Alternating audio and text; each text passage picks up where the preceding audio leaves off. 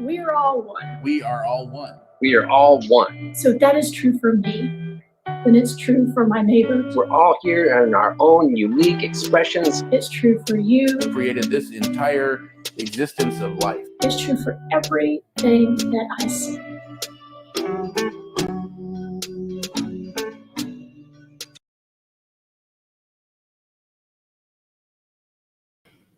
So welcome. This is Soul Evolution Collaborative, Truth Be Told, and I am super excited to be here right now because today is the very first time that we are actually live on Tuesday nights for Truth Be Told. This is something that has been in our vision since the beginning of Soul Evolution Collaborative, that we would be live in person online with you Tuesday nights, being able to offer you some ancient wisdom teaching and some inspiration.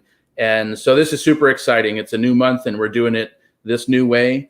It's super fun for us. I hope it's super fun for you and you are able to jump in and enjoy. Of course, our video will still be on our website, so you can watch it there anytime after right now.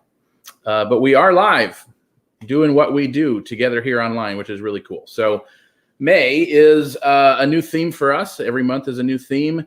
And this month is all about looking into some of those things that we say so often, and maybe we've never really thought about what it means. So the theme this month is, what does that even mean?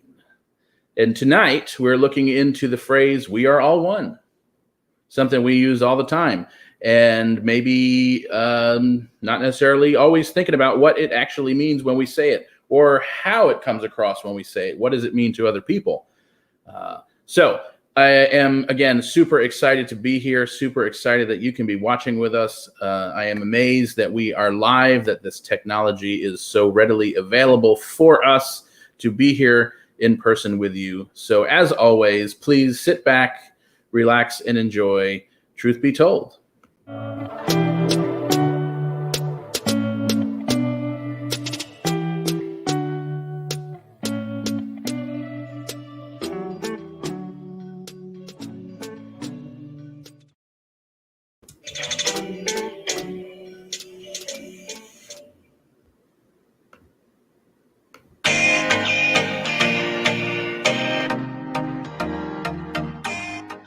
We are all one.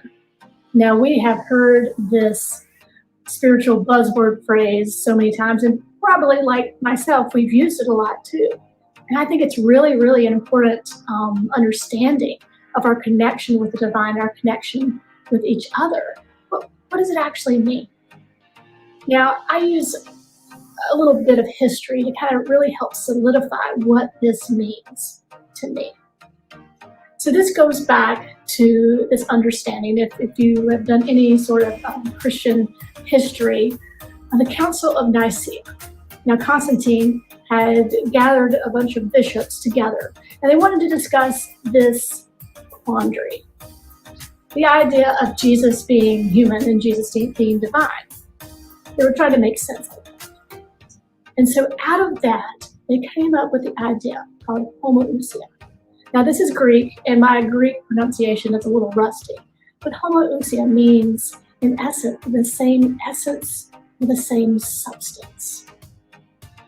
And so, in reality, they were saying that Jesus, in this Council of Nicaea, was of the same essence and the same substance as God.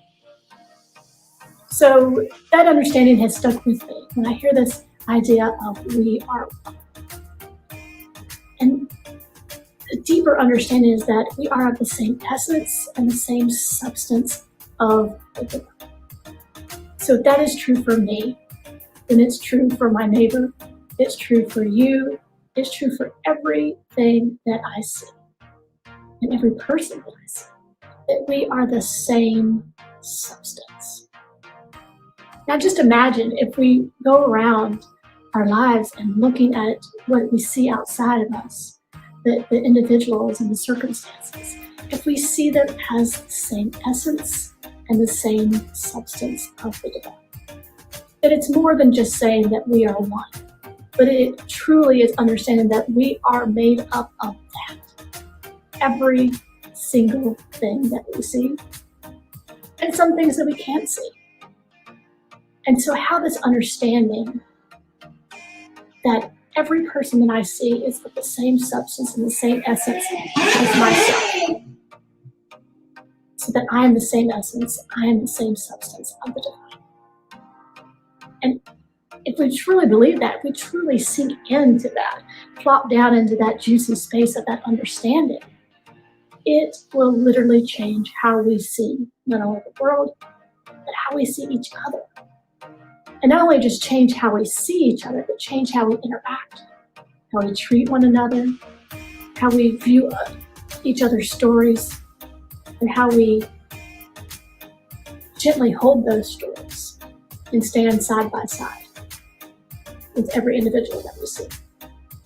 So we are one. It's more than just saying it. It's more than just singing it. But it actually is a way of being. It's a way of living. It's a way of moving. This phrase, we are one, then becomes less of just something we say and more of something that we embody, that we live, that we feel. And understanding that we are the same substance and the same essence, that we are truly one.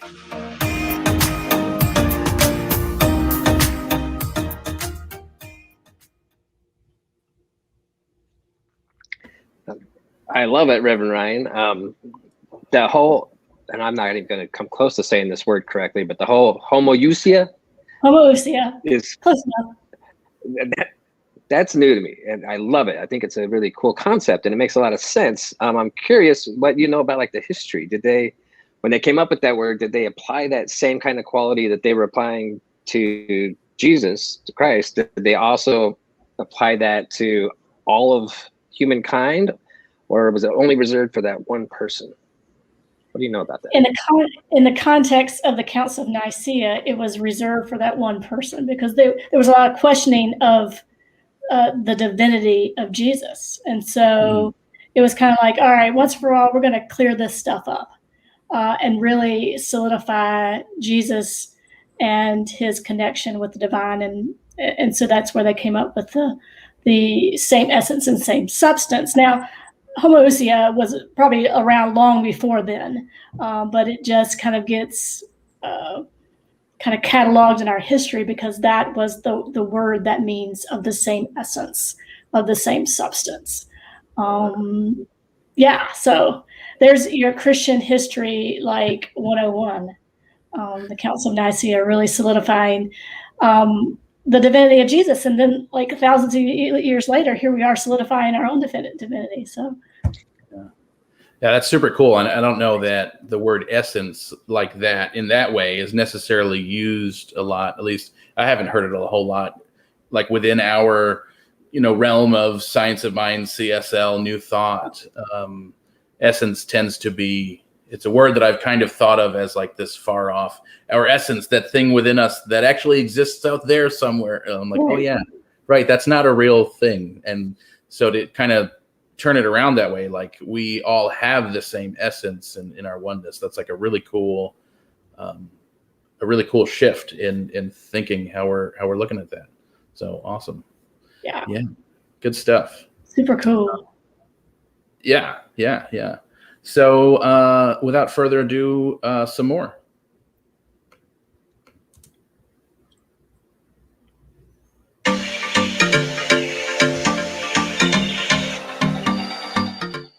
We are all one. It's my job to talk about what that doesn't mean.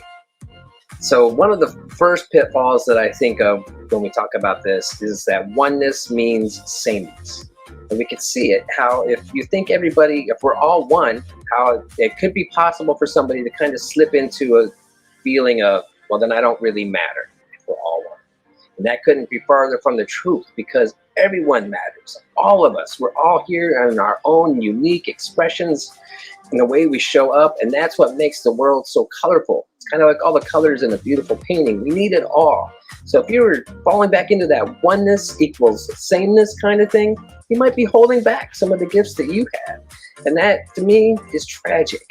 Now, kind of along the same lines, another one of those pitfalls is that we tend to kind of, if we think that everyone's one and we misuse that play on words, that we might kind of assume the opposite. Rather than saying, I don't matter, you can kind of take it from a place that nobody else matters. So then we fail to hear the people that really need to. Communities of people that say, hey, we're not being heard. We're trying to speak up and please just listen to us. It's easy to say we're all the same. We're all one, so we're all the same. So if they would just stop doing that and act the way that I think they should act, or act how I do, then all the problems would go away. So we can end up not having conversations that we really need to have. So that's the beauty of it, is we are all individualized, unique expressions of the one, of the spirit, of all that is. This is the physical world is the manifestation, the body of the infinite spirit, God, whatever you want to call it. And we are all absolutely essential to the whole picture. So everyone has their own unique gifts, their own unique ways of showing up, and the desires that you feel, the calling within you that says, this is who I am. We got to let that shine, because when we hold back, if you feel like, oneness equals sameness, so then I don't really matter, you're pulling back on those gifts. You're not offering it to the world. We lose out on that diversity that you were meant to come here and demonstrate and show. So that's one of the ways that oneness, we are all one, can end up not really leading us into a place where we want to go. Infinite ways of showing up is the whole idea. For spirit to experience itself in the endless possibilities, we all have our own part to play. So it's time to let go of that idea of oneness equals sameness. We are not all the same. We are all from the same thing. We are all part of the same thing. But we are absolutely essential the way that we are. We're beautiful. Stay that way.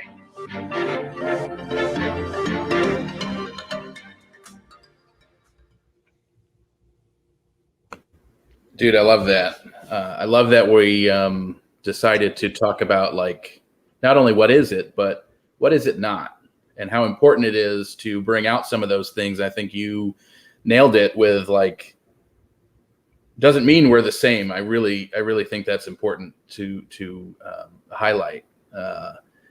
Do you have any recent experiences where that's shown up for you?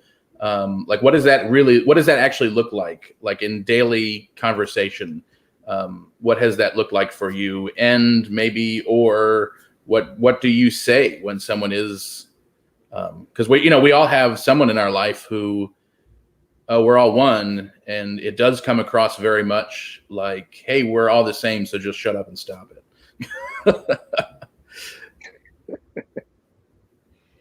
Well, it's an interesting question. It's interesting. It comes up a lot. Go ahead. No, just say, or just your thoughts on okay.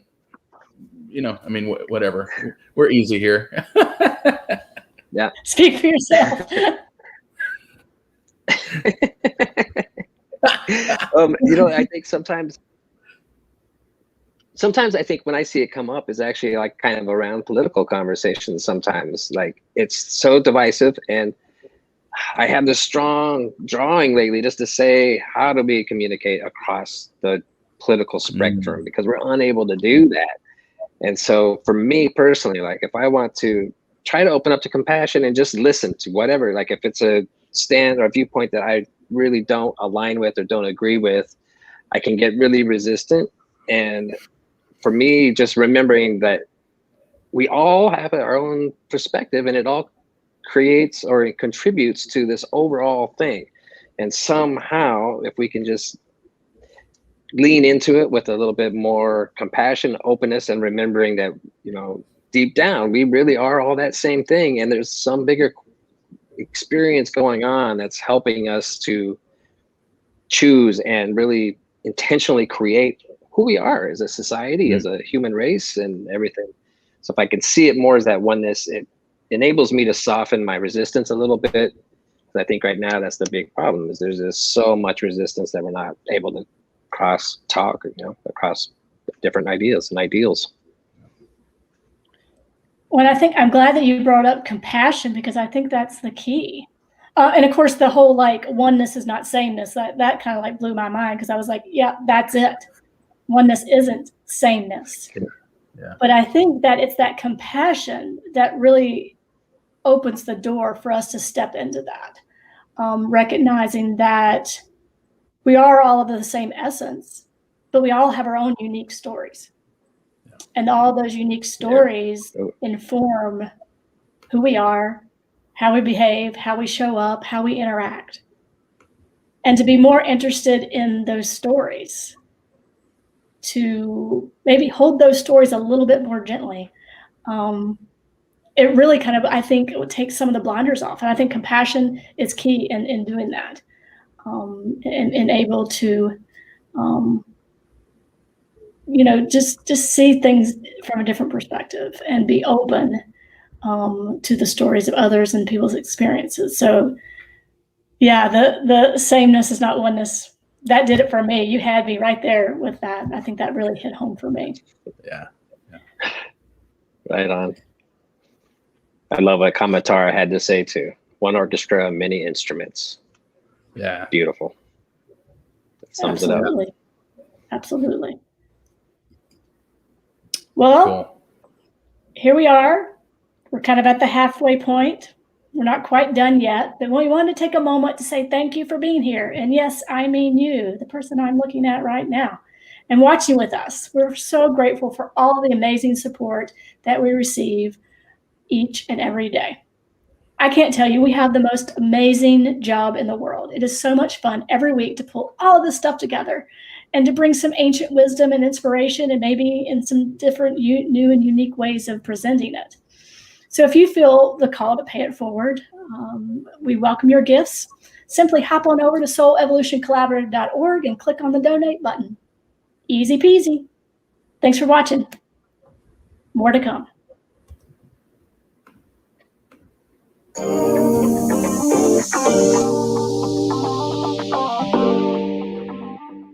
So why does it matter to know that we are all one? Why is it important to recognize what this means and what it doesn't mean, and then to use it correctly? Well, back before the existence of any of the life that we know, back before matter was even around, back before there was anything, there was thought, there was what we call mind. There was something that necessarily created matter out of nothing, the nothingness that existed. In science, this is called the Big Bang. At least that's what we call it for now, until we find out there was something before that, and then it was whatever was before that. In religion, this is often called creation. There was something that existed, a mind, a thought, something invisible that created matter out of itself. It created this entire existence of life out of itself. And within that, the space, the galaxy, the universe itself, there is more space, empty space in this universe than there are actually things in it. The universe is 99% open space. And so are we, down to the cellular level, even further to the subatomic particle level of being. There is more space than there are particles within everything that makes up what we are. We, literally, as people, have been created from that nothingness that created matter. We are everything that has been, that is. Matter can't be destroyed or created, except for when it was created, however that happened. But this matter that has been around since the beginning of the universe makes up everything that we are. The things that make up what we are have been around since the beginning of literal time. So to miss out on the fact that there actually is oneness, the fact that we are literally all of the same thing, made of the same thing, exist as this same thing, and have more in common between the invisible parts of us than we do the tangible matter of us, would be missing out on life. So why is it important to know all of this? It's important because if we approach life from a perspective of duality first, we are always at odds with each other. We are always at odds with that which seems to be outside of us maybe even against us. When we approach life from a standpoint of oneness first, of truly recognizing the oneness that exists, we will always see that good in our life. We will always see that good first. This does not mean that there are not differences. This does not mean that there aren't things that happen in life that seem bad. It does not mean there aren't natural disasters. This doesn't mean things like that don't happen. What this means is we will always see the oneness first. We will always see the oneness between ourselves and that which appears to be outside of ourselves, that which appears to be over there. We will always see the oneness first, that which brings us together, that which is more alike than is different. And in this oneness, we get to celebrate all of those things that seem different about us. We get to celebrate our cultures. We get to celebrate our heritage. We get to celebrate our skills, our talents, the things that we bring that are uniquely us. So this week, our to-do, the way we apply this concept to life is to, as often as possible, lead with oneness first. Recognize that you have more in common with, literally in common, not just, hey, we both like these same things, but literally the makeup of your body, of your being, is more in common with that person than anything else could possibly exist. You have more in common with that person than you have ever realized. You are literally both made up of stardust that has been around since the beginning of time, and you are literally held together by empty space, the thing that was here before matter even existed. So to lead with oneness first in every scenario that you can possibly remember will literally change the world. So that is your invitation for this week, is to do your part in bringing oneness awareness to our societies, to our lives, to just our families, wherever it is that you can. In every moment that you remember, lead with oneness first.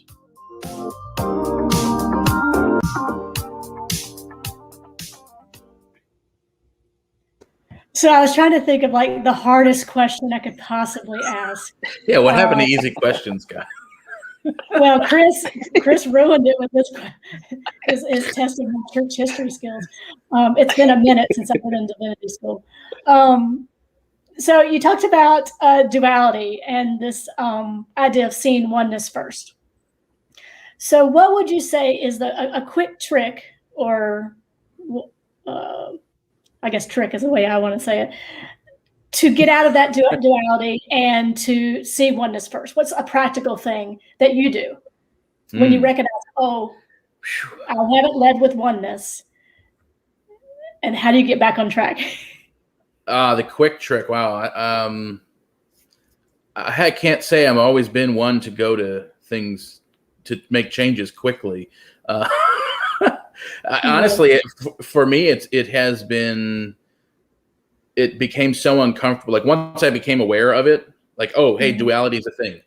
We see things differently. Like we have created this perception of duality. Just knowing that became so uncomfortable that like the perception of duality becomes like the smack in the face. Like, because it's not that I don't slip into these, oh yeah, I see me as separate from this other person, or we're kind of hardwired to like, hey, this desk is real, right? Right. But I think the discomfort of like relationally, like when we're in relationship with someone and that moment of opposition shows up, it's like, oh, that's so uncomfortable, right? I'm looking at this as we are against each other or separate from each other, instead of like, all right, how can we get on the same page about this? And like Chris was saying before, like the compassion, how can we meet each other compassionately? So yeah, I don't know that I really have a quick trick, other than the more I become aware of it, the easier it is to come back to centered about it, right? Like if we come off of center, the further we get, the more uncomfortable it is. And the quicker we can come back, it's like, oh yeah, okay, cool. We're here again. Good. Right. So that's kind of my process. It's taken a while to get there, but It's a good one. Sounds like a good one. Yeah. I love the way that you ended that, kind of, going into the practical. And then Reverend Ryan, I love that question, how do we use it? How do you know when it happens? And when Dan was speaking, that was definitely resonating with me, is I know when I'm off track because I'm triggered, and if I'm feeling resistant or feeling angry or wanting to judge somebody or exclude, somebody out of my sphere. Anytime that I get like charged like that, that's like my reminder, like, oh yeah, you're looking at something in not the ideal way. And so I think that's partially, it's kind of like when you hurt your finger, you smash it and it hurts. It's way of saying, hey, you need to take care of this now, And so when we get hurt or triggered or ignited, it means that there's something that needs attention, something that needs to be taken care of. And so I think that's just a great way that Dan said that. Yeah, I just want to something you just said sparked a thought. I just want to chime in real quick. I know we're going off book here a little bit, but it's all right. It's okay. Yeah, it's worth it. So it's interesting watching ourselves because. So these segments are pre-recorded. I think everyone probably got that by now. These in-between parts are not. But so we're not switching clothes real quick. Yeah, right. We got real quick at it. What I found interesting was we actually didn't talk about spiritual bypass at all on any of this. And I think, like Chris, like what you're saying, like in those moments, one of the reasons we brought up this topic or even thought of this topic for this month is like in those moments, it's super easy to go, oh, well, we're all one, and shrug off the whole thing. Yep. And shrug off our discomfort and shrug off the idea that, oh, this person is showing me something about me, not about them. That's for them to decide, but they're showing something about me that I'm triggered because of whatever is happening here. And so it's really easy for we're all one to become the shrugging off of that moment and just go, it's fine. And it's all flowery. And so while it's true that we're all one in that moment, it's also true that we're triggered by that thing. And so I just thought, like, wow, it's crazy. We went through this whole episode without mentioning bypass once. And that's kind of like the whole thing. Oh, yeah. Why are we talking about this? Because I think you're right. It does get like, okay, things are getting too uncomfortable. We're all one anyway, so let's just focus on that. Right. And like you said, that is true. But we all know that our relationships and our interactions are our biggest teachers. And so sometimes when we do that whole we are all one too quickly, to avoid discomfort, we miss out on like true connection, true growth, like true understanding, all those things that are so like imperative to our evolution. And so I think, I love that we talked about this tonight, because I think it really is stopping and recognizing the truth of it. And then also recognizing sometimes when we use the same phrase to avoid things that are uncomfortable. So yeah, no spiritual bypass here. Right. Yep. Head on. Absolutely. Yep. More and more conscious conversations that always need to happen. So yeah, for sure. Yep. Good stuff. Well, I think this is a good spot to wrap it up. Thanks everybody for being here. I have to give a definite shout out to Kamatara for chiming in the comments. Always great to hear from our good friend. And I hope to see people next week. And thank you to everybody for spending the time. And if you would like to explore this topic further and other topics, then go to our website, check us out, join us on the gathering on Thursday night, and we will delve deeper into this topic and answer any questions you may have. But it's always just a great conversation that we get to have with some really wonderful people. And one other thing is we are supported and made possible by people like you. So if you would like to help financially support this mission, you can find the donate button at soulevolutioncollaborative.org. All donations are tax deductible and greatly appreciated. To stay up to date, visit the SEC website at soulevolutioncollaborative.org to sign up for email news and inspiration. And we look forward to seeing some of you on Thursday night, as always, and everybody else. Hope to see you next week. Bye-bye.